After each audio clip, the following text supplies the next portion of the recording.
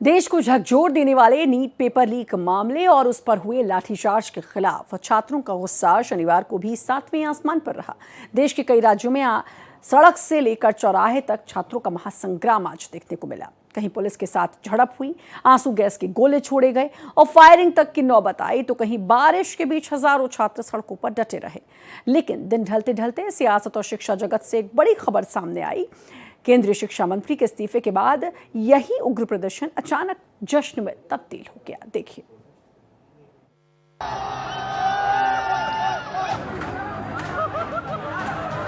धर्मेंद्र प्रधान को आखिरकार हार मानना पड़ा।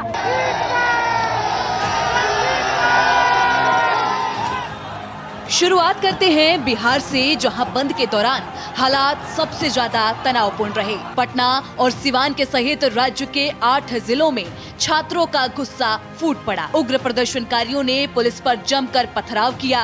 सिवान में स्थिति इतनी बेकाबू हो गई कि पथराव में खुद पुलिस अधीक्षक घायल हो गए। भीड़ को तितर बितर करने के लिए पुलिस को आंसू गैस के गोले दागने पड़े और करीब 10 राउंड फायरिंग भी करनी पड़ी। कुछ ऐसा ही हाल सीतामढ़ी का भी रहा, जहां हिंसक झड़प में एसपी के समेत 12 लोग घायल हो गए। बिहार बंद समर्थकों का जत्था डाक बंगला चौराहे पे पहुंच गया है और पुलिस ने तत्काल ऐसे छात्रों को गिरफ्तार करना शुरू कर दी है। यानी एहतियात पुलिस पहले से बरत रही है और तमाम छात्रों को गिरफ्तार कर रही है। आप तस्वीरें देखिए, साफ तौर पे किस तरह से पुलिस के डंडे बरस रहे हैं और किस तरह से गिरफ्तारियां हो रही है। पुलिस ये सुनिश्चित करने में लगी है कि किसी भी तरह के उपद्रव और तोड़ फोड़ को बर्दाश्त नहीं किया जाएगा। ये पटना के डाक बंगला चौराहे का नज़ारा है, जहां काफ़ी संख्या में पुलिस फोर्स की तैनाती कर दी गई है और जो भी बंद समर्थक यहाँ जुट रहे हैं, वहाँ पहुँचते ही उनकी गिरफ्तारी हो जा रही है। यानी एजिटेशन करने का मौका ही नहीं दे रही है पुलिस, पूरी तरह से सतर्कता बरत रही है। आप तस्वीरों में देखिए, जहाँ भी छात्र दिख रहे हैं। सिर्फ बिहार ही नहीं, बल्कि उत्तर प्रदेश और मध्य प्रदेश में भी छात्र सड़कों पर उतर आए।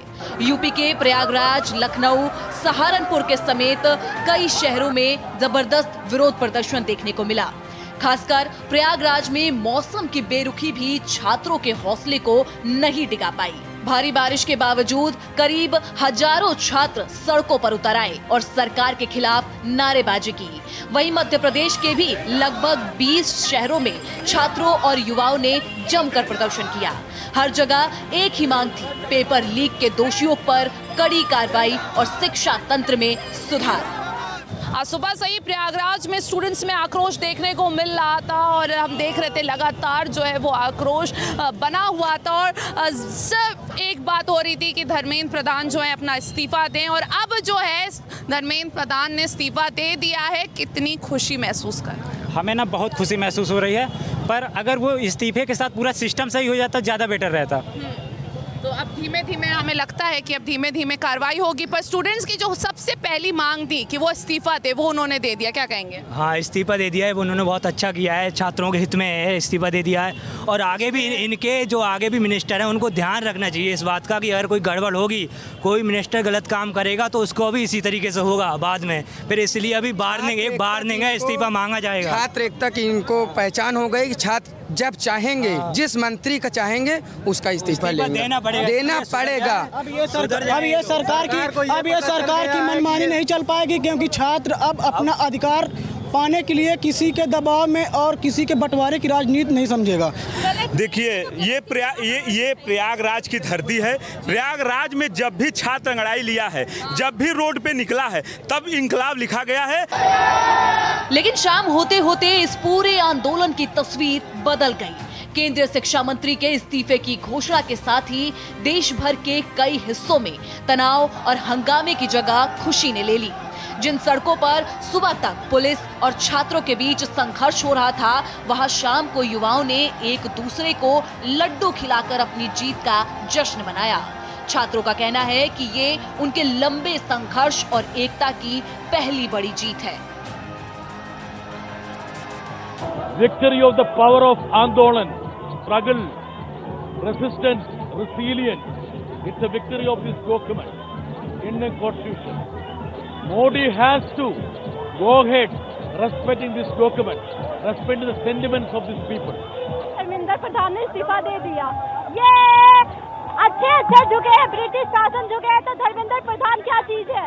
धर्मेंद्र प्रधान को आखिरकार हार मानना पड़ा। ये 36 दिन से जो आंदोलन चल रहा है उसकी एक महत्वपूर्ण जीत है ये इस्तीफा। साथ ही साथ हम इन्हें ये बताना देना चाहते हैं कि आज भी तो इतने आए हैं, आगे और भी आएंगे, अभी तो लड़ाई है, आगे और लड़ाई है। शिक्षा मंत्री के इस्तीफे और मांगों के पूरे होने के बाद जंतर मंतर पर जमा हुआ छात्रों का ये सैलाब अब खुशी से झूम उठा है। हफ्तों की थकान, धूप, संघर्ष के बाद आखिरकार इन चेहरों पर सुकून और जीत की मुस्कान लौट आई है। वहीं हम जीत गए के नारों के साथ अब ये युवा अपने अपने घरों और राज्यों की ओर लौटने लगे हैं। Bureau report, Bharat express.